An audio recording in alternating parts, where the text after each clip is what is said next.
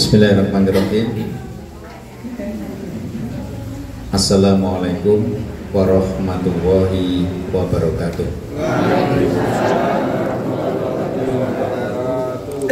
Bapak Ibu, kajian pagi ini mari kita awali dulu dengan bersama-sama melafalkan basmalah.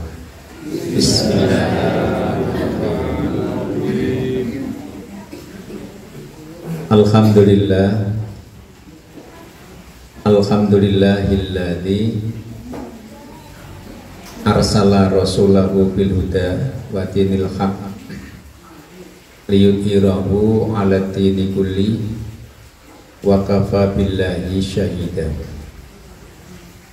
Asyhadu an la ilaha illallah wahdahu la syarikalah wa ashhadu anna Muhammadan abduhu wa rasuluh. Allahumma shalli ala Muhammad wa ala ali Muhammad kama shallaita ala Ibrahim wa ali Ibrahim fil alamin innaka Hamidum Majid. Allah subhanahu wa ta'ala qala a'udzu billahi minasyaitonir rajim. Rabbi habli hukman wa alhiqni bis-sholihin waj'alni lisanan sidqin fil akhirin waj'alni min warathatil jannatin na'im. Sadaqallahu alazim. Bapak Ibu jamaah Majelis Taklim Ibadur Rahman Jumoyo Magelang, salam. Jumoyo salam yang dimuliakan Allah. Syukur alhamdulillah di pagi ini Bapak Ibu bisa berjumpa kembali dalam rangka tolabul ilmi, memperkuat, memperdalam, memperkaya ajaran agama kita, baik yang kita ambil dari Al-Quran atau sunnah Nabi kita Muhammad Sallallahu Alaihi Wasallam, dengan harapan mudah-mudahan diberikan kemudahan oleh Allah dan mendapatkan ilmu yang bermanfaat. Amin ya rabbal alamin. Salawat salam mudah-mudahan tetap terlimpah atas junjungan Nabi besar Muhammad Sallallahu Alaihi Wasallam. Saya akan menerangkan sekelumit tentang pesan doa di dalam Al-Quran, sehingga di dalam tema itu misteri doa di dalam Al-Quran. Misteri itu apa Bapak Ibu? Rahasia, suatu rahasia yang perlu kita gali. Ada apa? Doa-doa di dalam Al-Quran itu, apa yang seharusnya kita lakukan ketika berdoa, dan sikap kita menteladani doa yang diajarkan Allah kepada Nabi kita Muhammad Sallallahu Alaihi Wasallam, atau doa-doa yang dibacakan, yang dimohonkan kepada para nabi wah, baik Nabi Adam, Nabi Nuh, Nabi Ibrahim, Nabi Sulaiman, Nabi Musa, Nabi Zakaria, bahkan Nabi kita Muhammad Sallallahu Alaihi Wasallam. Ternyata para nabi itu khas cara berdoanya itu. Sehingga apa Bapak Ibu, kalau kita berbicara tentang misteri doa di dalam Al-Quran, kita mengerti dulu apa itu doa. Nah itu ya, doa itu artinya sholat, karena sholat itu juga diartikan doa. Apa artinya? Permohonan. Di sholat itu artinya doa. Doa itu artinya apa? Permohonan. Sehingga Rasulullah itu punya hobi jenenge berdoa. Ketika Rasulullah ditanya oleh Abu Bakar, ma hiwayatuk ya Rasulullah, apa hobi Rasulullah? Jawabnya as-sholat. Bisa diartikan sholat itu, yang dimaksud Rasulullah itu adalah sholat seperti diawali dengan takbir, diakhiri dengan apa? Salam, dan melakukan ucapan-ucapan yang ditentukan itu. Bisa juga diartikan Rasulullah itu hobinya mohon kepada Allah Subhanahu wa ta'ala, bukan untuk kepentingannya sendiri, tapi kepentingan umatnya. Sampai pada akhir hayatnya Rasulullah itu menyebutnya adalah ummati. Coba, umat itu apa? Umat ya. Merasa sakit akhir hayatnya itu ya, ketika roh itu sudah mulai keluar dari jasadnya itu, masih menyebut umat, ummati. Artinya apa? Jangan sampai sakit seperti ini ya dijatuhkan kepada umatku. Jadi Rasulullah itu sudah jelas surganya, diampuni dosanya, dan menghadap kepada Allah itu tanpa hisab. Itu jelas itu. Surga jelas, tanpa hisab, dosanya sudah diampuni. Jasad apa, roh mau keluar dari jasad itu masih sakit, Bapak Ibu. Apanya? Ketika mau pindah tempat dari jasad kita, roh kita itu sakit. Nah, siapa yang sudah pernah mengalami? Rasulullah Shallallahu Alaihi Wasallam. Sehingga Rasulullah itu sedih. Sedihnya apa? Jangan sampai sakit seperti ini ditimpakan kepada siapa? Umatku. Sehingga doanya Rasulullah itu singkat. Singkatnya apa? Umat. Umat ya apa? Umat itu kesimpulan. Kesimpulan apa? Kesimpulan dari doanya Rasulullah panjang, langsung todong aja. Ummati, semoga sakit seperti ini tidak terkena kepada siapa? Umatku. Kalau dipanjangkan begitu. Tapi Rasulullah langsung pada pokoknya saja. Siapa itu umatnya? Agar umatnya tidak kena sakit seperti sakit yang dialami siapa? Rasulullah Shallallahu Alaihi Wasallam. Jadi sholat itu, doa itu artinya sholat. Sholat itu artinya permohonan. Itulah kemudian ada sholat yang permohonan itu sholat apa? Sebenarnya bukan sholat, tapi doa. Sholat jenazah, Bapak Ibu. Sholat jenazah itu kan? Nah, nanti jenengan sholat jenazah. Entah? Nah, sholat jenazah itu sebenarnya bukan sholat, doa. Sehingga apa? Kalau setelah salam sudah tidak ada doa lagi, karena dari awal sampai akhir ketika kita sholat jenazah itu ya doa. Kan beda. Sholat itu kan ada takbiratul ihram, kan? Kemudian ada ruku, ada i'tidal, ada sujud, ada salam. Kalau sholat jenazah,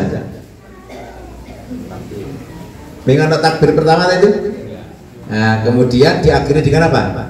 Salam. Tapi kan di situ itu doa semuanya. Ya. Sehingga apa? Ada sebagian ulama mengatakan sholat jenazah itu bukan sholat tapi doa. Karena apa? Memang dari awal sampai akhir itu doa semua. Coba lihat. Takbir pertama yang dibaca apa? Al-Fatihah. Nah itu kan? Kemudian takbir kedua, sholawat itu kan berdoa kepada siapa? Doakan siapa?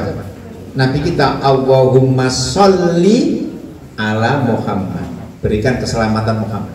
Gitu. Kemudian yang ketiga baru inti doa toh. Kalau putri yang meninggal, Allahumma firlah. Kalau kakung yang meninggal, Allahumma firlahu. Kalau lebih dari satu, Allahumma gfir lahum. Nah itu, warhamhum wa afihim wa'fu anhum wa akrim nuzulahum wa wasi madakhalahum wa naqqini minal khataaya, terusnya itu. Kemudian takbir terakhir, doa kita apa? Robbana atina fid dunya hasanah wa fil akhirati hasanah wa qina adzabannar. Teruskan salam. Assalamualaikum. Assalamualaikum. Nah, sudah. Kalau sudah salam ya sudah. Terus bubar. Tapi wong Jawa kan orang. Kan wong Jawa kan orang. Kita kok bersalam kok melayu gitu loh. Rasanya itu gimana gitu. Akhirnya apa? Dongo meneh. Saking kepingin dan kabulkan, berarti orang yakin. Doa di dalamnya itu sudah yakin lah, nggak usah ragu-ragu. Begitu setelah salam, doa meneh. Bahkan Al-Fatihah gitu kan? Nyam balat dolin amin, kemudian baru berdoa lagi kan. Nah, jadi kalau Rasulullah SAW itu kalau sudah sholat ya sudah. Karena apa? Di dalam sholat jenazah itu adalah doa. Bapak sing pernah umroh dan haji, nanti buatan setelah sholat wajib di Mekah itu kan disuruh berdiri lagi tadi lis sholatil janazah, ya kan? Sholat jenazah itu kan, kemudian ikut sholat jenazah. Setelah selesai sholat itu kemudian salam toh. Nah itu masih ada doa enggak? Enggak ada kan? Kadang-kadang mereka duduk, kemudian ada yang bubar atau yang segala macam itu. Memang anjurannya seperti itu Bapak Ibu. Jadi jangan kaget kalau nanti ada orang berpenampilan mimpin sholat jenazah, bersalam langsung melenceng. Memang yang benar melenceng itu apa melenceng? Oh, mirip melenceng itu nama melenceng. Melenceng itu bahasa Lamongan, maaf ya gitu. Jadi melenceng itu artinya bersalam lari gitu loh. Karena sudah apa? Sudah selesai. Sudah selesai. Ya lari, sudah selesai. Tapi tidak semua orang bisa menerima. Karena apa? Karena ono wong sing di dalam sholat tadi itu masih ragu-ragu diterima atau tidak yakin. Dikira sholat jenazah itu belum doa. Nah ya, ini berarti kelas rada rendah loh. Rendah kenapa rendah? Karena tidak yakin ketika pas sholat itu berdoa. Dan itu intinya. Kalau bersalam bisa juga Allah itu sudah mulai menjauh. Nah dekatnya kapan? Dekatnya ketika kita mengawali takbiratul ihram itu. Itu awal dekatnya apa? Bacalah Fatihah, bacalah sholawat, dan doakan kepada yang kamu tuju, siapa yang meninggal. Setelah itu akhiri dengan doa untuk kita semua. Nah, tahu tanpa doa juga gak apa-apa. Yang ketiga itu, yang keempat itu sebenarnya sudah selesai. Itu kan gitu. Allahu Akbar, yang keempat itu kemudian langsung salam juga gak apa-apa. Karena tidak ada doa yang keempat itu. Sudah selesai soalnya. Nah itu.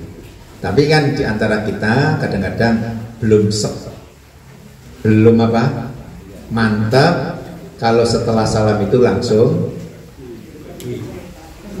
apa tadi? Mungkin jenengnya apa itu? Lipat. Lipat itu lek saya ya. Lek Fatimah. Ah, dia ibu itu. Saya panggilnya lipat gitu. Lipat ya? Oh lipat. Lipat. Ya rara lipat gitu ya. Ya. Melenceng langsung gitu. Nah itu. Jadi itu ya. Sehingga apa?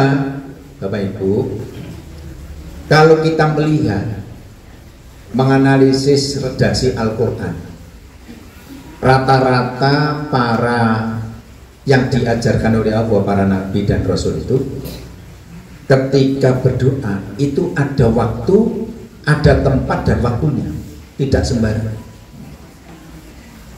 Gitu. Sehingga ada tujuannya doa, kemudian menentukan tempat doanya di mana, kemudian yang ketiga kapan waktu harus berdoa. Jadi itu ada Al-Quran itu yang kadang-kadang kita itu belum menggali dalam Al-Quran itu.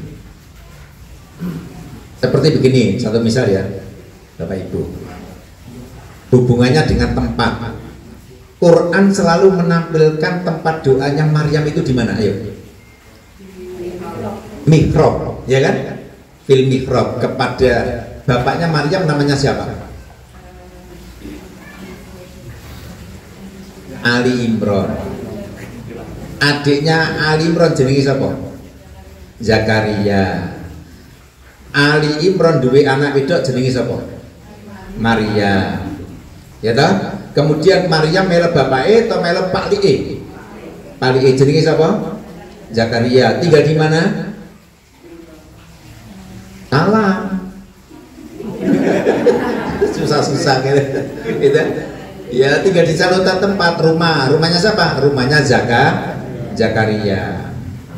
Jadi Maryam itu lebih seneng hidup sama Lie-nya daripada bapaknya gitu. Nah kemudian ketika ada di Lie-nya, Maryam itu seorang yang suci gitu. Suci sampai tidak sempat menikah gitu. Saking asiknya berdekatan terus dengan siapa? Dengan Allah. Nah suatu ketika Maryam itu punya tempat sendiri di dalam ketika mau menyatukan dirinya dengan siapa? Dengan Allah, yaitu namanya tempat sholatnya. Nah tempat itu dinamakan mihrab, khusus untuk berdoa. Nah, kelihatannya dari mana Quran? Ketika ayahnya namanya Ali Imran itu sudah lama ndak ketemu sama anaknya ya, namanya Maryam itu, kemudian gojek ke rumahnya Zakaria. Gojek, tahu gojek ya? Gojek itu ya. Ya tak? Gojek ke tempatnya siapa? Zakaria. Mau ketemu siapa? Maria. Sampai di rumahnya Zakaria, Dek, kan nyaluk Dek kan itu di Zakaria. Mana Maria? Itu di dalam. Nah, hari kan dalam. Di tabir-tabirnya dibuka, jelas Maryam sedang belajar. Kita sedang belajar. Terus ditanya, itu kok ada makanan? Kok saya nggak pernah tahu makanan seperti itu enak? Itu. Kemudian ditanya, min aina hu, dari mana makanan-makanan itu? Coba ini. Dari mana ini? Jawabnya gimana? Jelas tak jenengan? Buatan mana ini? Dan kok orang harus jawab? Jumoyo. Ini buatan mana? Jumoyo. Ini? Jumoyo kabeh. Oh. Tapi Maryam itu bukan menjawab dari Jumoyo, tidak.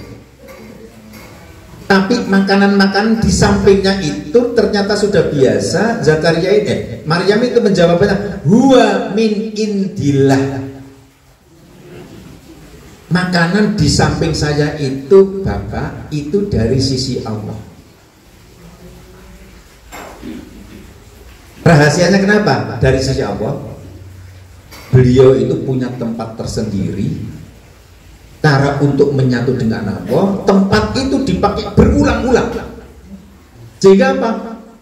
Tempat itu penuh dengan malaikat. Yang tahu keadaannya siapa? Maryam. Sekalipun tidak dikirim oleh Pak Leknya, ya tak? Maryam kok merasa rada lapar, takoh dewi. Apa disini takoh dewi? Makanan. Sehingga ayah sendiri itu ketika buka pintunya, namanya mihrab itu, kemudian min aina, dari mana makanan itu? Kok nggak pernah saya lihat? Bahkan juga saya tidak pernah merasakan makanan itu. Jawabnya siapa Maryam? Huwa min indillah. Dan pas pada waktu itu di mana tempatnya? Namanya mihrab. Jadi kita kalau berdoa itu memang menentukan juga tempat kita doa itu. Jangan sembarang tempat untuk berdoa. Satu misal lagi, zaman Rasulullah Shallallahu Alaihi Wasallam. Rasulullah ketika masih di Mekah, awal-awal Umar masuk Islam itu, Rasulullah kalau sholat itu ada tempat sendiri yang sederhana, ya gitu.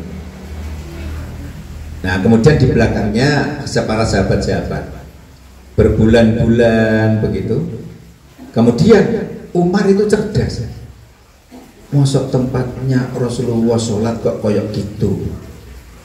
Artinya mimbarnya itu, tempat sholatnya itu tidak layak. Seorang pemimpin umat ya yang terkenal kok sholatnya koyok ngono tempatnya. Dan itu sudah bertahun-tahun dipakai Rasulullah. Nah sekali waktu Umar itu usul kepada Rasulullah, ya Rasulullah, bagaimana kalau saya buatkan tempat untuk Rasulullah sholat di sana? Artinya pengimamannya itu dipindah di tempat sing rodok layak. Gitu. Rasulullah meneng. Lah menengnya Rasulullah itu boleh atau tidak? Ayo, ye. Rasulullah ditarik begitu, meneng itu iya atau tidak? Iya. Karena iqraruhu itu ibadah. Diamnya Rasulullah itu berarti boleh. Jadi kalau perbuatan Rasulullah namanya fa'liyah, hadis fi'il, gitu, hadis perbuatan. Kalau ucapan hadis qauli, ucapannya itu kan. Tapi kalau diamnya Rasul itu juga hadis. Apa? Berarti diamnya Rasul itu menandakan bolehnya melakukan sesuatu. Kalau Rasulullah mengatakan ojo, oh berarti tidak. Tapi kok Rasulullah diam ketika mau apa? Mau dibuatkan tempat sholat sendiri itu. Rasulullah diam, kemudian Umar membuatkan. Jadilah 2 hari itu tempat itu. Kemudian setelah tempat itu jadi, Rasulullah pindah dari satu tempat yang biasa itu menjadi tempat apa? Baru. Kan itu kan? Kemudian pada waktu suatu ketika Rasulullah jamaah pakai tempat yang itu, yang baru itu. Begitu berjamaah Rasulullah jadi imam, mulailah sholat. Ketika sholat dimulai sunyi semua, ya toh? Itu para sahabat di belakang Rasulullah itu mendengar semua. Mendengar apa? Tangisan. Tangisan. Ono wong nangis pinggir situ. Yang tadi bekasnya siapa? Rasulullah. Karena Rasulullah pindah toh? Pindah tempat baru. Nah ketika dipakai untuk sholat itu, tempat itu ketika pada waktu sholat jamaah itu para sahabat itu terdengar ada tangisan. Nah siapa itu tidak ada yang tahu. Cuma ada suara apa? Tangisan. Akhirnya setelah sholat Rasulullah SAW ditanya oleh para sahabat, ya Rasulullah pindah di situ. Di tempat yang biasa Rasulullah itu tadi pada waktu sholat Rasulullah jadi imam itu ada tangisan. Tapi yang dengar saya hampir semua dengar apa? Tangisan kayak sedih gitu loh. Nah itu. Nah sing ison jawab tangisan itu siapa? Itu tidak usah tanya kepada yang dukun yang di sana Gunung Kidul. Ya nggak usah tanya kepada yang di Magelang sana, kan jauhan. Tanya sekitar kita saja. Coba yang layak ditanya, ayo. Nah itu. Ya itu. Nah Rasulullah menjawab, para sahabat, maaf, tadi ada tangisan itu, malaikat menangis. Banyak malaikat di situ tempat yang tadi itu. Nangisnya kenapa? Karena biasanya saya itu mengamini di sini. Biasanya kami kumpul di sini mendengarkan bacaan. Sekarang bacaan itu sudah pindah dari sini. Pindah kemana? Ke tempat baru kan? Nah itu. Siapa itu? Malaikat yang biasa duduk bersama siapa? Rasulullah Shallallahu Alaihi Wasallam. Nah oleh karena itu Bapak Ibu, doa itu diantaranya adalah yang menentukan adalah tempat kita berdoa itu juga menentukan terkabulnya apa? Doa. Hingga kalau kita lihat doa mustajab itu di tempat mana? Ayo di mana? Di Ka'bah, kan itu kan? Ya, kemudian di Hijr Ismail, itu kan? Kemudian di mana lagi? Di Multazam, ya antara Sofa dan Marwah, itu kan mustajab itu. Kemudian di Hajar Aswad, apalagi ayo di Raudhah kalau di Madinah, ya kan? Nah gitu. Di mana lagi ibu-ibu yang ada? Ayo. Hijr Ismail, kemudian ada lagi itu di Zam-Zam. Nah itu kan.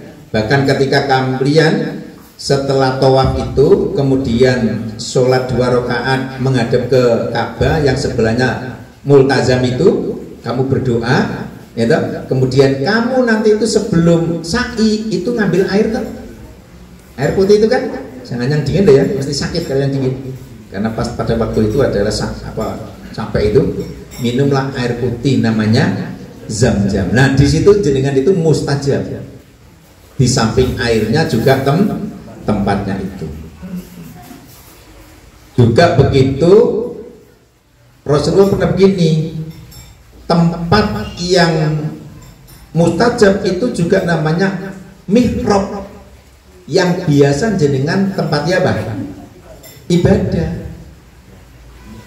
Bisa juga sebagai saksi yang namanya sajadah. Kan jenengan sudah punya sajadah itu. Nah itu. Itu adalah tempat-tempat yang dipakai untuk apa? Sholat. Makanya Rasulullah tidak membolehkan ojo mengucapkan Allah di mana? Di kamar mandi kan? Nah, ojo sampai nanti Allah di situ ada, kemudian jangan mengucapkan Allah atau berdoa di situ, nggak boleh. Walaupun kita ada salam, menjawab salam itu kan wajib. Sekalipun jenengan ada di kamar mandi, menjawab salam itu nggak boleh. Kalau sekiranya harus menjawab salam, dibatin kan? Dibatin. Kalau masih tamunya nggak denger, ciduknya itu dibanting-banting, ya kan? Atau cara ngambilnya air di serap. Ini bisa rada dianu, kita juga rada panas itu aku. Ya gitu sih. Ya gitu ya. Jadi itu tempat apa? Tempat kita harus berdoa. Ada lagi di makom Ibrahim itu kan ada kan, makam Ibrahim itu kan? Ya itu namanya tempat-tempat apa? Tempat-tempat mustajab itu. Di samping menentukan tempat, nah kalau kita kritik dalam Al-Quran itu, ternyata zamannya itu juga menentukan untuk doa. Tidak semua waktu kita berdoa. Al-Quran itu luar biasa. Para nabi itu kalau berdoa tidak semua waktu.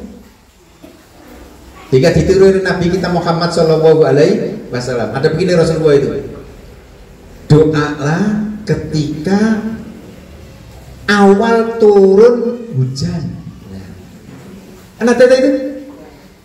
Kenapa kok awal turun hujan itu berdoa? Ayo. Karena itu barokah. Biar air nanti itu menjadi air yang barokah. Dan para malaikatnya itu pada turun membawa keberkahan air itu. Coba. Setiap tetesan itu ada malaikat ya. Setiap tetesan apa? Air. Nah, berapa tetesan itu? Jadi kan itu kadang-kadang ada hujan turun, oh coba delok tok ngene iki. Oh tambah deres. Setiap tetesan itu ada malaikatnya. Apa? Quran itu indal mator gitu. Ketika kamu doa indal mator mustajab. Ketika kamu doa pada waktu mator itu hujan itu mustajab. Karena apa? Di situ ada malaikat. Per apa? Per tetesan itu. Nah, coba itu. Rasulullah kan pernah juga itu. Indas sakom. Nah, sakom itu apa? Sakit. Jadi kalian itu berdoa ketika dekat dengan orang sakit. Makanya Rasulullah mengatakan tangannya begini, ala bisa komen fa innahu mustajab. Nah itu Pak. Kalau gini berarti hati-hati loh kamu. Ala itu hati-hati. Apa? Ala bisa komen, hati-hati loh dengan orang yang sedang sakit. Fa innahu mustajab. Apa? Karena orang sakit itu doanya mustajab. Sehingga ada yang berpendapat begini dan baik juga itu, benar juga. Kalau nilii wong loro, sing doa itu wong sing sakit. Ora sing nilii. Lek wong Jawa sing nilii nggawa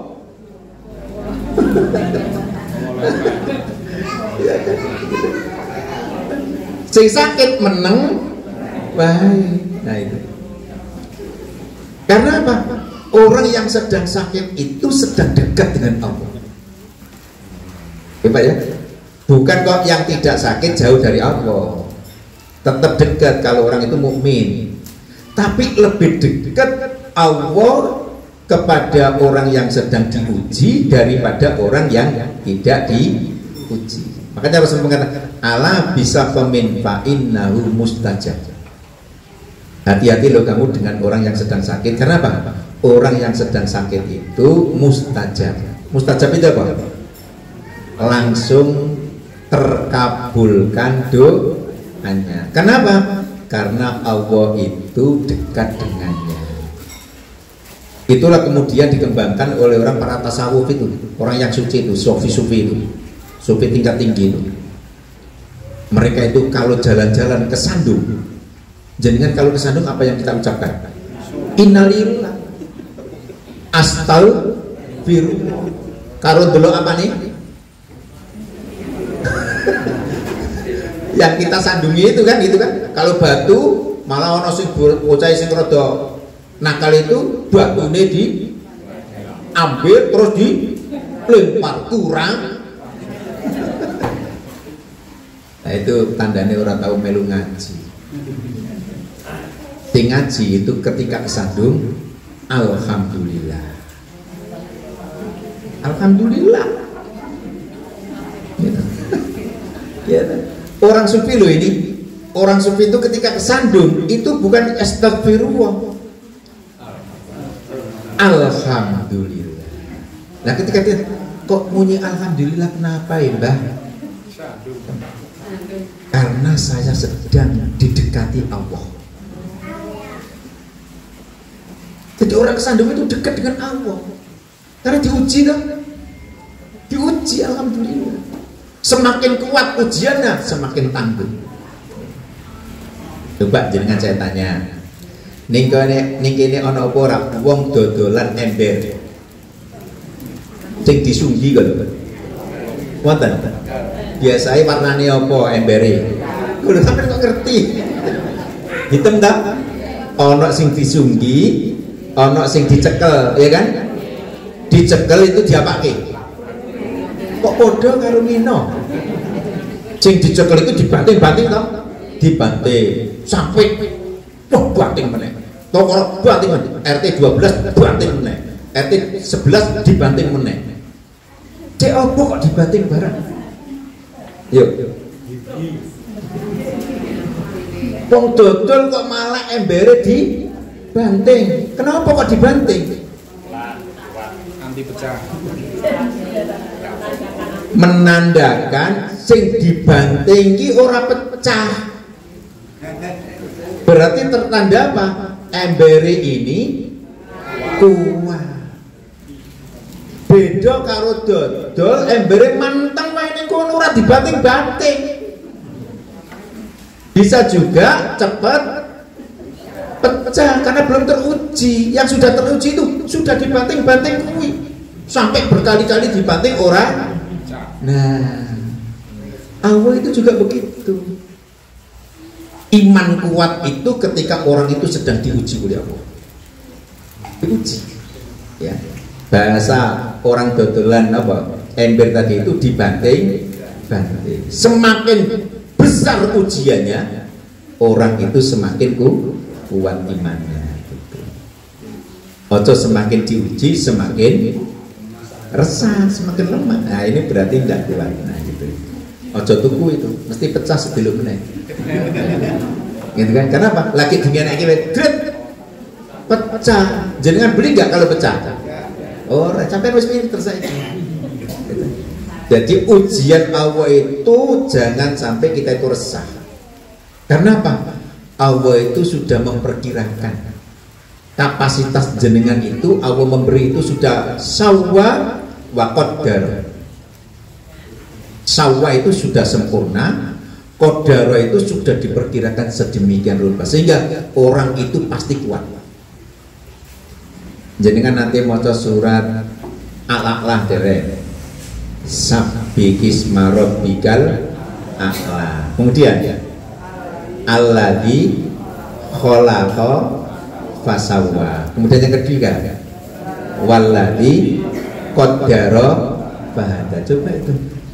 Yang pertama, Allah ketika mau menentukan kepada hambanya itu sawwa. Sawwa itu selaras dengan apa yang dimiliki. Selaras dengan apa yang dimiliki. Kemudian qaddara fahada. Qaddara itu pakai tasdid kan? Nah, dalam kondisi apapun dia saya berbegini sudah stabil. Karena apa? Allah menciptakan dia, diberikan sesuatu, dipaskan. Nah, sing ora bisa ngepaske itu karena nggak ngaji. Karena apa? Bisanya cuma apa? Mengeluh. Nah itu. Seakan-akan apa? Allah kudu nurut dia, bukan dia nurut siapa? Allah. Nah, sing bener yang mana? Allah nurut dia atau dia nurut Allah? Ya, dia nurut Allah. Dan bisa menjadikan dia nurut Allah itu kudu berpengetahuan. Kalau nggak berpengetahuan ming ono ngersulullah. Kalau ngersulullah berarti nanti dampaknya kepada dirinya sendiri. Akhirnya apa? Sakit. Karena apa? Fisiknya direbut oleh psikisnya. Jadi yang sakit itu bukan fisiknya, tapi apanya? Psikisnya. Nah, psikis itu mempengaruhi semua organ. Makanya kita tidak boleh wala tahinu wala tahzanu. Orang Islam itu kalau sudah mengatakan amanna billah, berarti pada Allah, itu tidak ada rasa takut dan tidak ada rasa keraguan. Kayak saudara-saudara kita di Palestina kuwi. Memang tujuannya itu adalah mati. Mati tidak apa-apa, berarti merdeka. Ya kan? Beda dengan tentara Israel, wedi mati. Karena apa? Masih punya istri, masih punya anak, kudu bali meneh, takut dia. Coba. Makanya sekarang itu yang ditakuti Israel itu adalah keyakinannya itu. Mereka itu perang itu menyerahkan mati. Tapi kalau Israel perang itu kepingin selamat. Makanya tidak akan pernah habis yang namanya penduduk Palestina. Enggak dari Allah, dari mana itu saya enggak tahu. Sekian mati, datang lagi sekian. Sekian mati, datang lagi sekian. Dibanding dengan apa? Dijajah sudah berapa tahun? 46 tahun lebih, ya lebih, dalam kondisi masih eksis seperti itu, mempertahankan apa? Kalimat Allah Subhanahu wa Ta'ala, dan mempertahankan masjid, namanya masjid apa? Al-Aqsa itu. Jadi menentukan waktu tempat doa itu dalam Quran itu juga diperhatikan. Kemudian yang kedua, menentukan waktu, namanya zaman itu ditentukan.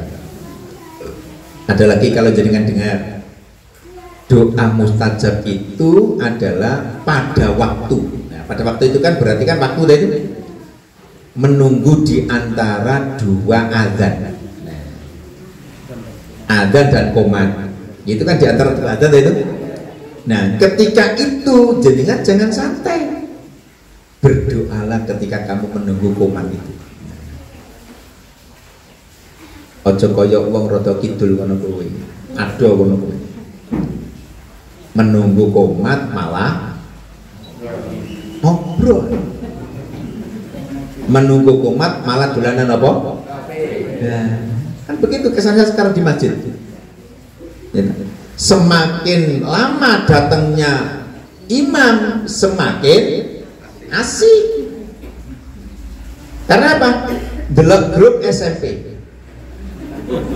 Delok imam sik suwe, ganti lagi grup SMA. Isak suwe mana grup RT. Hebat. Suwe mana grup senam. Hebat. Padahal isine iki grup kabeh. Akhirnya imamnya ora teko. Alhamdulillah. Coba itu. Nah, bahkan Rasulullah mengatakan waktu-waktu antara nunggu itu mustajab. Apalagi bapak ya, kalau Jumatan itu ada waktu yang sangat mustajab. Kata Rasulullah, ketika apa? Menunggu di antara dua khutbah. Nah, khutbah pertama selesai itu, kemudian kan duduk.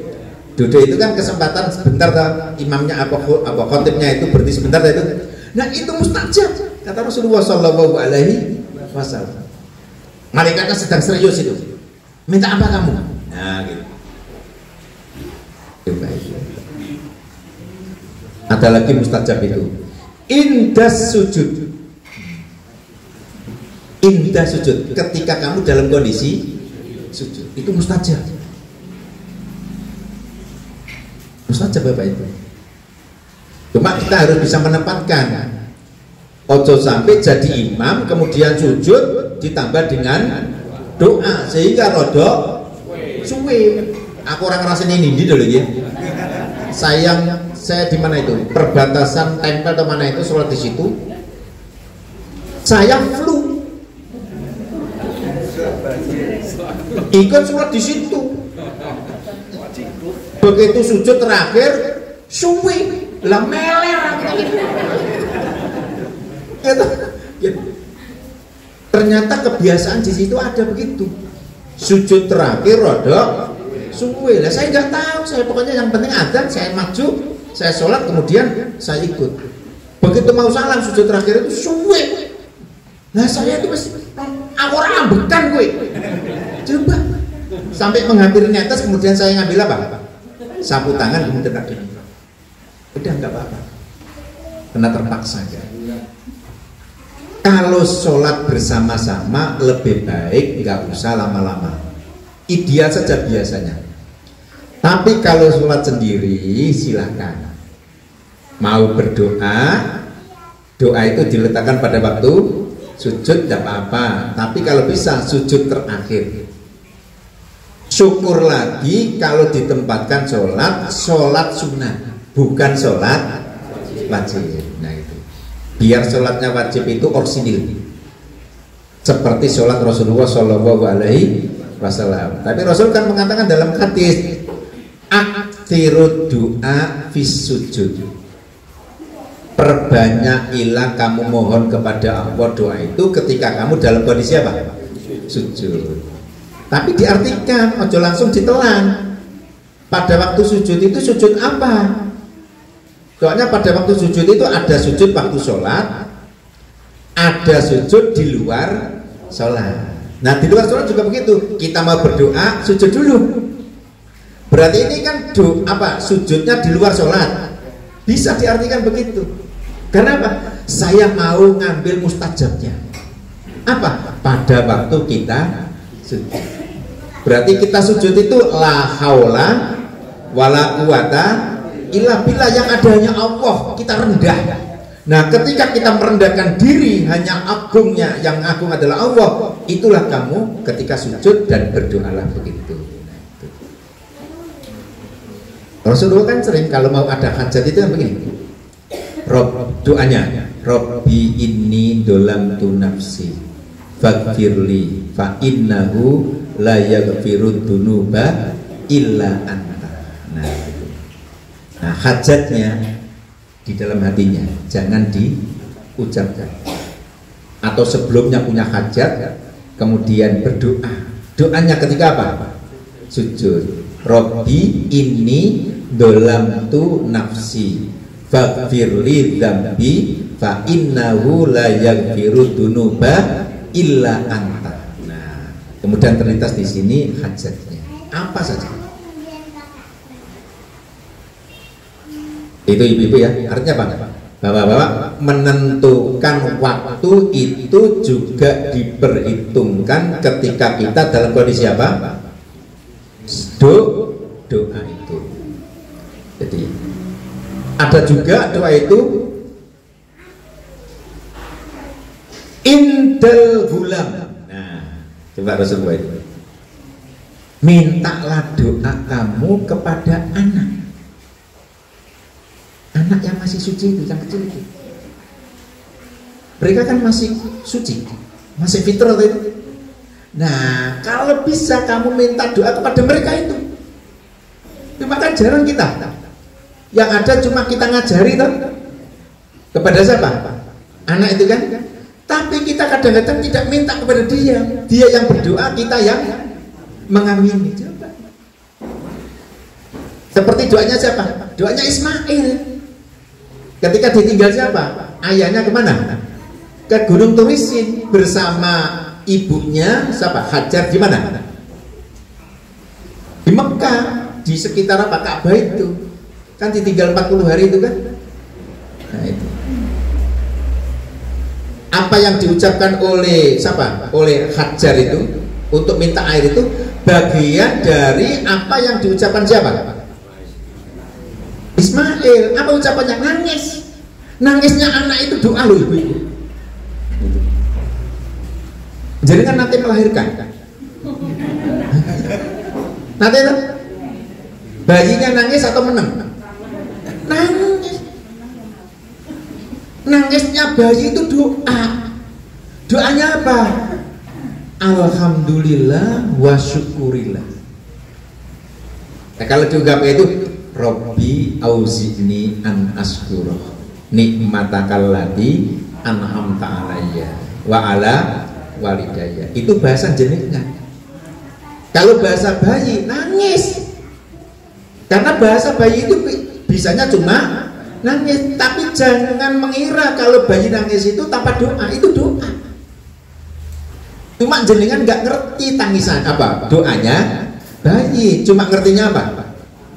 Doanya, nangisnya bayi. Padahal bayi itu ketika nangis itu doa. Yang kedua ketika syukur. Dan yang ketiga memberikan salam kepada orang tuanya. Jadi bayi lahir itu Assalamualaikum, begitu saja nih. Tapi belum bisa. Bisanya apa? Nangis. Makanya tangannya gegem toh. Bayi keluar itu gini atau gini? Ya sampai ke orang sama anak itu sepiro ya sampai. Jenengan itu lahir pertama itu anak ini atau ini ketika lahir. Ya Allah. Itu menandakan cintanya kali jenengan, nggak mau pisah dengan jenengan. Ngene iki lho. Tapi nanti kalau sudah besar akhirnya begini. Begini itu apa? Dada. Ya, bisa juga jenengan duluan, bisa juga anaknya yang duluan. Kembali kepada siapa?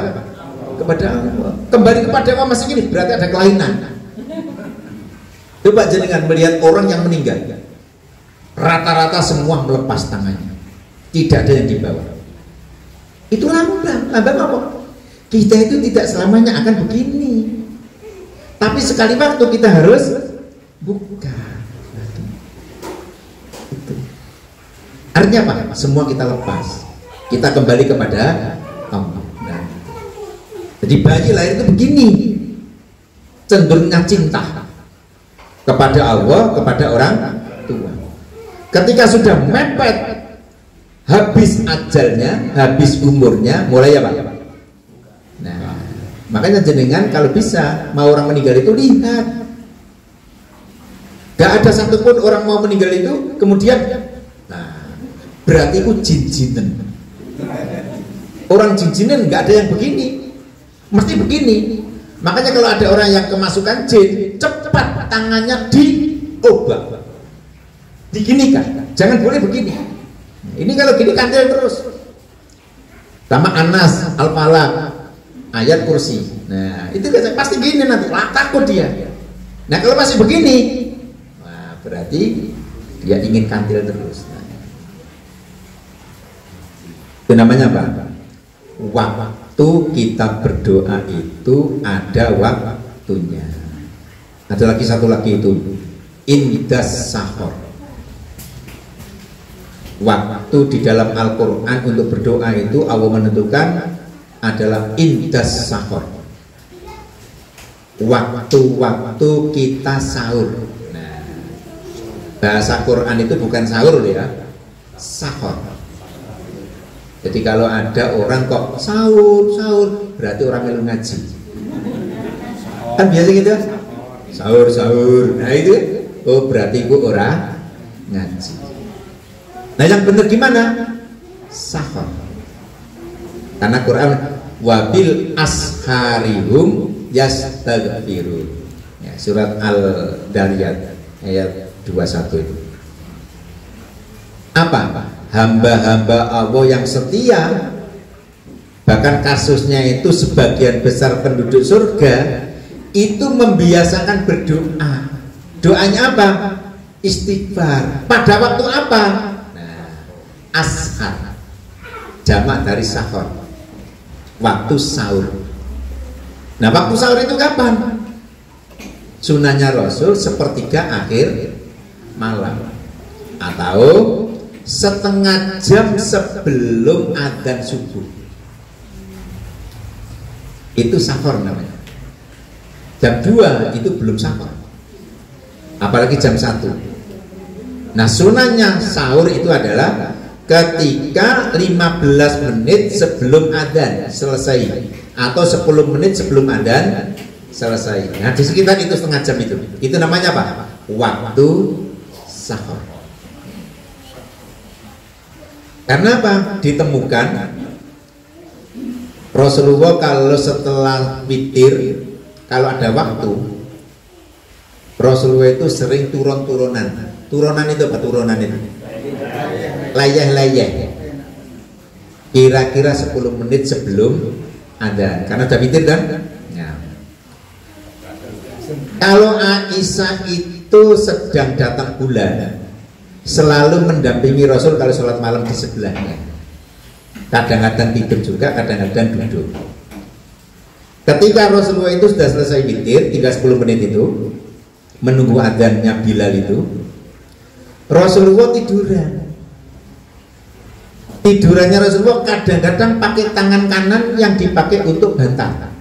Gini dulu. Nah itu kan. Kalau tidak tangan kanannya, onok betisnya Aisyah yang dipakai bantal. Jadi besok itu ya, Pak Harun ya. Ya.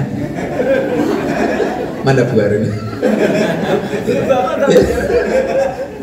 10 menit sebelum adzan sudah selesai tau?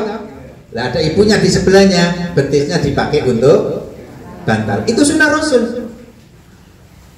Kita. Nanti batas jenengan nonton ibu. Kok bantal beneran? Sing bantal beneran itu malah orang sunnah. Marake bablas. Bablas kemana? Kena. Kalau betisnya itu pasti jauh bau karena capek. Rasulullah itu luar biasa. Ketika ditanya, kenapa betisnya Aisyah yang dipakai apa? Tiduran. Karena ada harapan ojo sampai bablasan. Mesti nanti 10 menit goyang. Apanya yang goyang? Kakinya Aisyah. Kalau goyang mesti bangun. Mendengar adanya siapa? Bilal. Karena ada terakhir itu Bilal. Adzan pertama namanya Ummi Maktum gitu. Jadi ada dua adzan. Adzan pertama, adzan awal namanya Ummi Maktum jam 3:04. Kemudian adzan subuhnya siapa?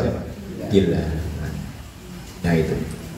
Sehingga ini untuk landasan para ulama yang berpendapat Rasul ketika setelah pakai bantalnya Aisyah betisnya, ya toh, Rasulullah itu kemudian dilihat oleh Aisyah, bibirnya itu manjut-manjut. Ditanya, kila ya Rasul, lima tatakhayyar isan. Kok bibirnya manjut-manjut kenapa ya Rasul? Nah, jawabnya gimana ya? Ana istighfar. Saya istighfar. Kenapa? Karena Allah membocorkan kepada saya. Bocorkan ya apa? Membuka rahasia yang seharusnya tidak diberitahu. Tapi itu ayat Quran, berarti orang bocor. Apa? Ternyata rata-rata penduduk surga itu, yang semua ada di surga itu, punya kebiasaan beristighfar di waktu sahur. Kalau jenengan nggak tahu, buka surat Ad-Dariyat ayat menghampiri terakhir, 3 ayat sebelum terakhir kalau nggak salah. Itu ada kata-kata begini, menerangkan tentang surga itu kan, orang yang di surga itu kelompok pengajian ibadur rahman satu dengan yang lain itu bertemu. Sing siji ngantukan, sing siji orang ngantukan. Nah, sing orang ngantukan itu duluan masuk. Sing rodo akhir ngantukan. Begitu masuk sing ngantukan itu dijeblek gininya. Lek, kok sampean rene? Kok sampean wis teko kene? Iya, aku wis suwe ning kene. Lah sampean, aku lagi wingi. Kenapa? Aku itu dilukiskan dalam Al-Quran itu. Nah terus terlihat lagi, kamu kok bisa di sini kenapa? Nah, saya membiasakan diri ketika sebelum adzan subuh saya istighfar. Disambut oleh yang ngantukan itu, loh, lah kok podo karo aku. Kenapa? Saya juga begitu, membiasakan diri sebelum adzan subuh saya istighfar. Tidak hanya kasus itu, semuanya itu rata-rata seperti itu. Sehingga Allah memberitahukan dalam Al-Quran, wabil asharihum yastaghfirun. Hum itu banyak atau satu? Banyak. Kalau sendiri, ya kan? Allahumma lahu, karena yang mati satu. Allahumma lahum, berarti yang mati banyak, kita doakan. Nah, kalimat Quran itu hum, bukan hu. Wabil asharihum. Nah, di waktu-waktu sahur itu mereka itu berarti banyak lah. Ngapain mereka itu? Yastaghfirun, mereka beristighfar. Berarti tidak banyak nanti kasusnya. Jadi jenengan kalau punya kebiasaan istighfar waktu sahur itu sudah disiapkan apanya? Surganya. Surganya seperti surat Ad-Dariyat tadi itu. Kalau nggak percaya silakan siapa yang duluan. Nanti cek di sana. Kalau ketemu, loh, sampai kok wis duluan? Iya, aku wis ning kene. Punya kebiasaan apa? Istighfar. Yang satu datang lagi gitu lagi. Jadi waktu itu juga menentukan. Quran itu berkonsentrasi kepada waktu. Waktu untuk apa? Untuk berdoa itu. Jadi ada namanya rukun-rukun tadi ya, rukun yamani, kemudian multajam, kemudian Ka'bah, Hijr Aswad, kemudian apa? Makam Ibrahim, kemudian Jam-Jam, Raudhah, juga namanya Raudhah, apa namanya, mikrab tadi itu kan tempat, kemudian zamannya apa waktunya? Antara dua adzan, kemudian waktu sujud, kemudian apa lagi? Waktu tahajud, waktu sahur, nyata waktu hujan, ketika ada orang meninggal, sakit gitu kan, dan juga indal masakin. Ketika kalian itu di kerumunan orang-orang fakir dan miskin. Hingga saya ngajar di salah satu man itu, ketika mau akhir ujian itu, anak-anak saya tradisikan kono ning pantai asuhan. Sodako dulu kumpulkan, kemudian kamu ke pantai asuhan sana. Ya, langganan saya itu di pantai asuhan Lowano itu. Ya, Muhammadiyah itu, sama satunya di Jalan Pramuka.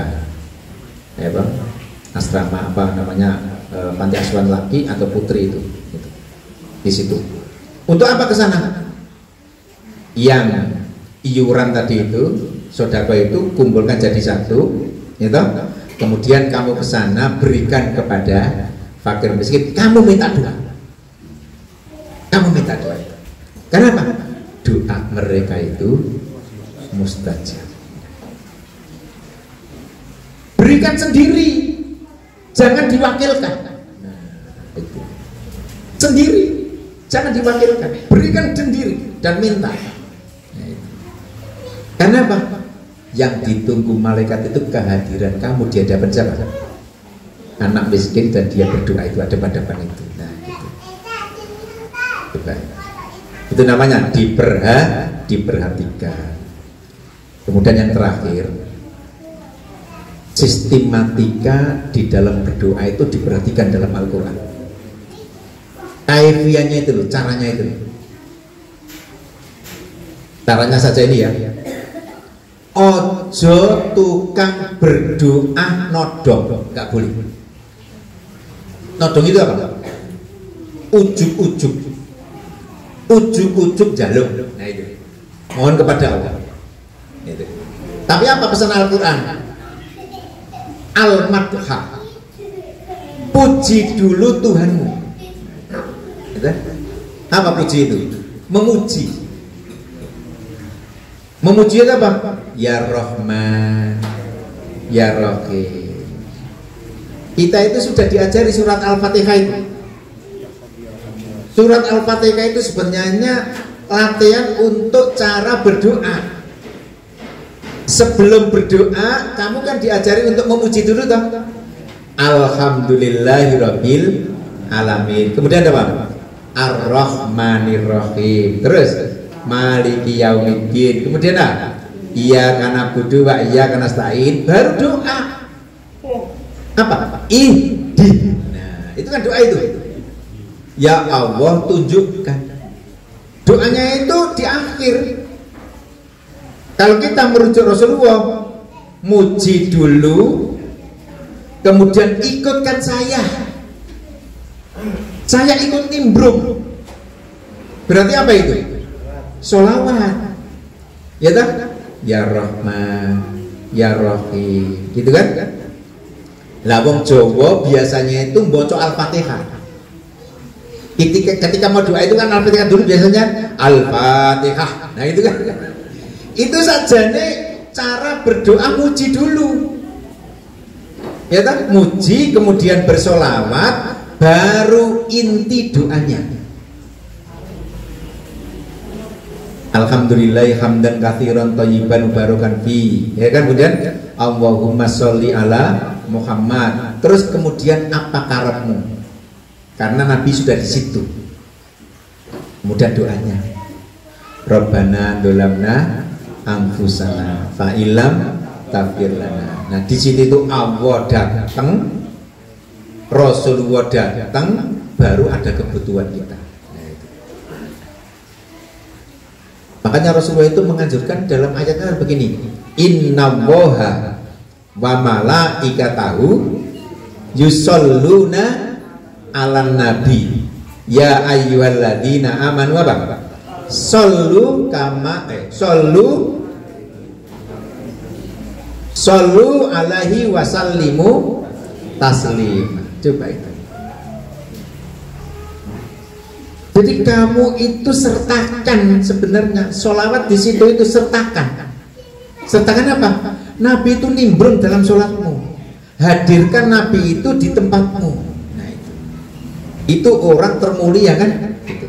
Jadi jangan sholat dengan doa sendiri, sertakan Rasul. Nah caranya gimana? Bersolawat. Karena sholawat kamu sekali, Allah bersolawat kepada kamu 10 kali.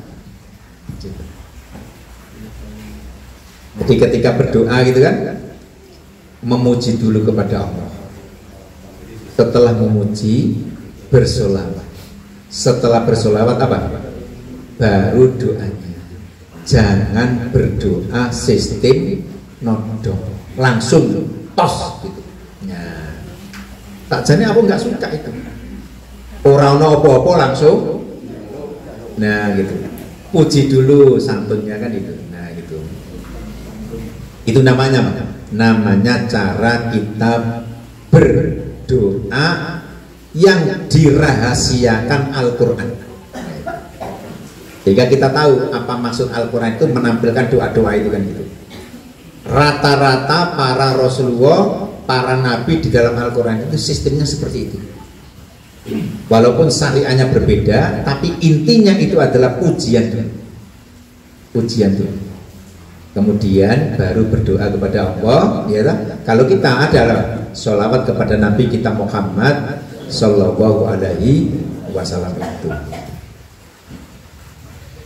Nah, sampun sinten yang badhe nyuwun taklet monggo. Nggih. Oke, monggo.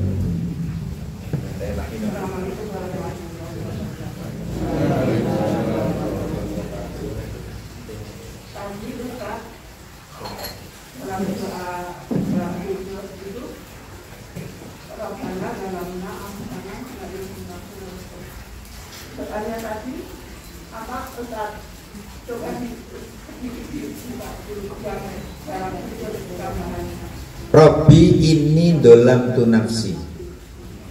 Kalau itu saya itu pernah mendengar di televisi Allahumma ini dolam tu nafsi dulu makan dulu pada dulu dulu saya anak fakir paling sama. Tapi saya tidak tahu apa artinya doa itu interapun gimana. Iya, itu doa sama. Inti redaksinya itu sama. Menyatakan kedolimannya dirinya sendiri, penyadaran kalau kita itu mendolimi diri sendiri. Robbi ini dolam tu nafsi. Kalau kepingin doa yang singkat, doanya Nabi Adam saja. Sama kita dalam kondisi sujud itu, Robbana dolamna angkusana fa illam taghfir lana wa tarhamna lanakunanna minal khosirin. Nah itu saja cukup. Itu jelas Quran. Dibaca ketika apa? Ketika dalam kondisi sujud. Setelah itu kemudian kalau di luar sholat sebutkan hajatnya. Kalau tidak disebut hajatnya, sebelum sholat itu sudah punya angan-angan. Kan itu kan, kepingin apa itu tidak harus disebutkan karena Allah itu sami, Allah itu alim, Allah itu maha apa? Mendengar, sama maha apa? Melihat. Tanpa diucapkan pun apa? Tahu maksudnya. Sehingga kalau jenengan sudah tingkat tinggi lagi, tidak usah banyak-banyak doa itu. Todong saja kamu maunya apa? Saya resah ya Allah. Resah. Gimana resah itu? Gitu Pak. Bingung nggak berarti kan? Nah berarti kurang sabar. Sebut saja asma Allah yang namanya sabar itu tanpa doa. Apa? As-sabr. As-sabr atau as-subur. as-sujud. Itu kesimpulan dari doa. Sakjane panjang itu doanya, disimpulkan jadi apa? Pendek. Apa? Sujud. Kepengen tambah rezeki, gak usah banyak panjang-panjang. Ar-Razzaq. Ar-Razzaq. Jadi doa yang paling pendek dan singkat, dan Allah sendiri yang paling tahu dengan kita, itu adalah asma Allah yang 99 ini. Tinggal melihat saja kasusnya apa jenengnya. Kasusnya apa, kan orang punya kasus, punya masalah masing-masing kan gitu kan. Ono sing sedih, ada yang kurang sabar, ada yang kurang rezeki, ada yang apa. Oh, Quran itu cukup. Ini loh bukunya. Asmaul Husna itu sampai sak ini. Jadi 99 nama itu diuraikan sekian. Kesimpulannya apa? Cukup mengucapkan asma yang kalian butuhkan. Coba. Al-Wahhab.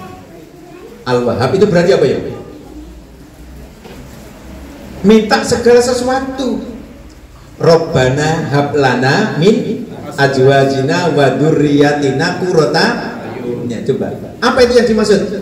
Minta keluarganya sakinah mawaddah warahmah. Apa yang dibaca? Al-Wahhab. Minta kelapangan dada, minta kelapangan apa? Hidup apa? Ar-Razzaq. Ar-Razzaq. Minta sembuh, as-sifat, as-safi, as-safi. Coba, itu sifat Allah, penyembuh. Minta kasih sayang, Ar-Rahman. Minta pengampunan, Al-Ghaffar. Tidak harus minta ampun. Allahumma ighfir lil mu'minina. Wah, itu panjang, langsung saja singkat. Apa? Al-Ghaffar.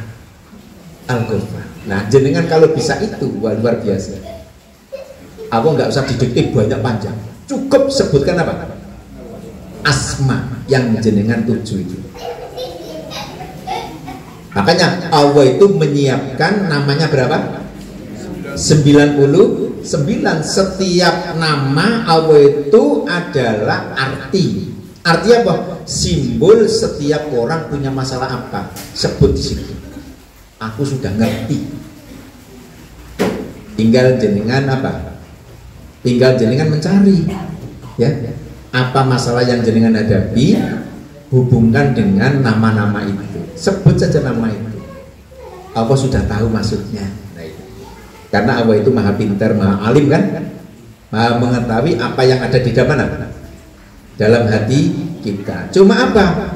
Kita itu kadang-kadang kalau nggak disebut semua, kurang sek. Mau saya mimpin Yasin itu, Pak, ini nanti doanya Bapak.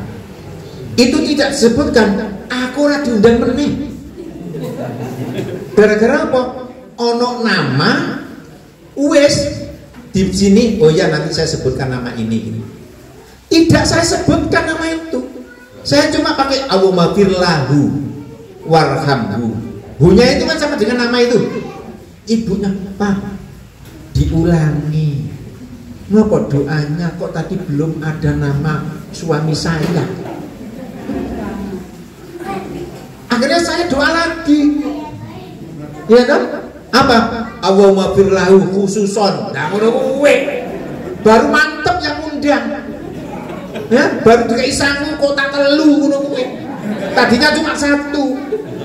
Begitu disebut rohnya tambah 2. Coba itu. Nah, kalau mantep-mantepan seperti itu, masih kelasnya kelas rodok, pengetahuannya kurang pas gitu. Jadi kalau tidak disebutkan, nggak usah resah. Allah itu maha apa? Tahu. Al-Alim itu menyatu. Sing tok karepke kuwi wis tak catet. Tinggal doakan saja. Makanya Rasulullah, Allahumma firlahu. Kan itu kan? Tidak disebutkan apanya? Oh, namanya, karena apa? Allah sudah tahu maksudnya. Sing dimaksud Bu itu Pak Yanto almarhum. Sing dimaksud itu Bu Yani almarhum. Maaf. Maaf kalau ada Pak Yanto ya. Ada nggak Pak Yanto? Ada Pak Yani? Nggak ada. Nah. Pak Yani gitu, kalau Pak Yanto ada ya Pak Yanti gitu. Ya itu, masya Allah gitu.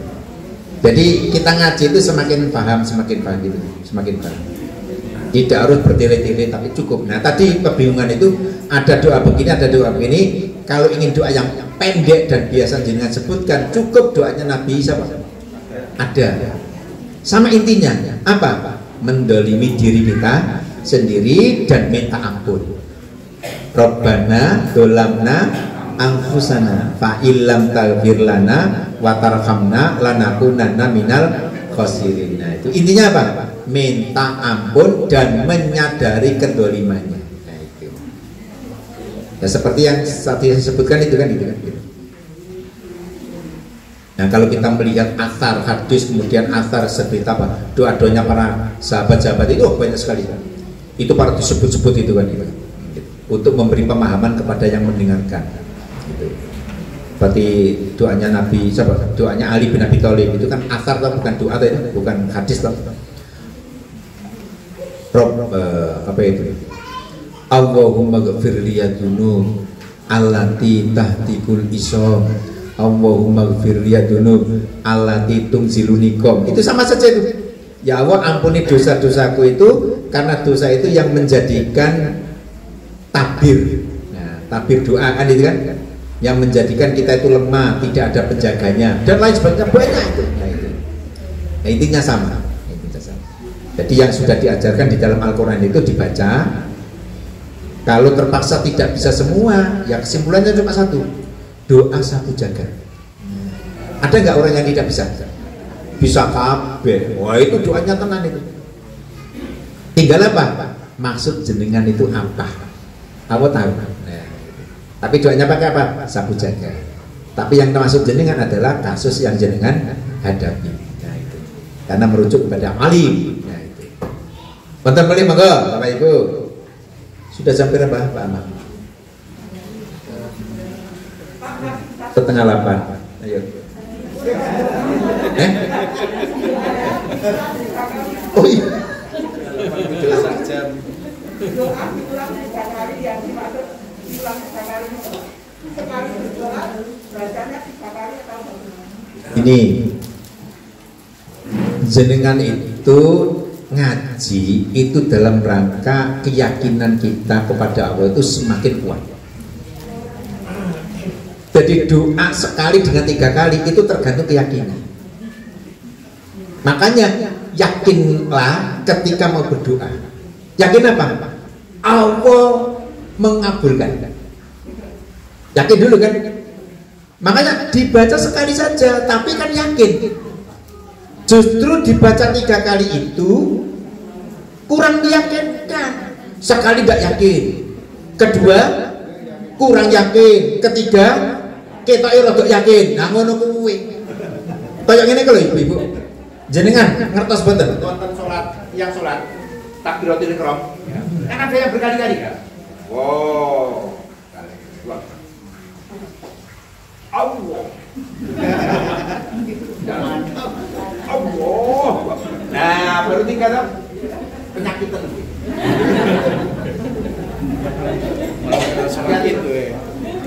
Itu sudah mulai rekayasa setan. Sudah mulai mereka itu mau menguasai, ya tak? Tapi wis kadung apa? Takbir. Sekali yakin. Jadi Rasulullah itu mengajarkan kita itu la khaufun walahum yahzanun. Kamu jangan takut, jangan ragu. Sekali jadi. Nah kamu mau menghadap kepada Allah secara ragu-ragu, aku yo ragu-ragu.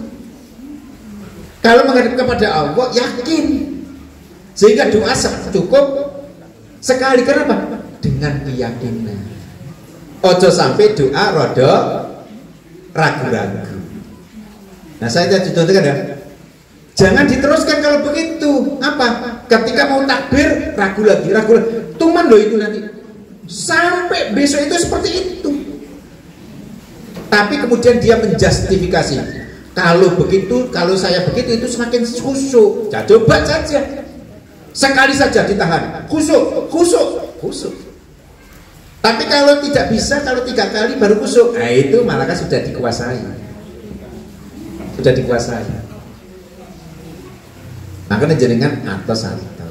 Itu kan gitu. Nah itu. Kalau sujud itu boleh nggak 3 kali sujud? Biar mantap. Oh berarti yang sekali tadi ragu. Kurang mantap tak sujud meneh, gitu kan? Kurang mantap meneh.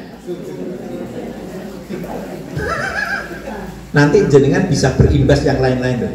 Selalu 3, selalu ragu, selalu ragu.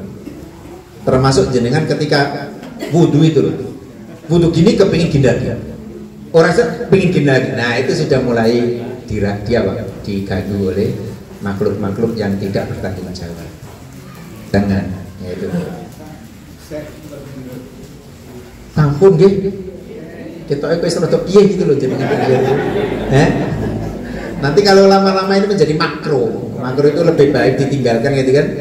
Maka insya Allah di lain kesempatan kita teruskan insya Allah kajian kita ini. Mari kita akhiri dengan membaca bersama-sama Alhamdulillah. Alhamdulillahirabbil alamin. Kurang punya mohon maaf. Assalamualaikum warahmatullahi wabarakatuh. Waalaikumsalam.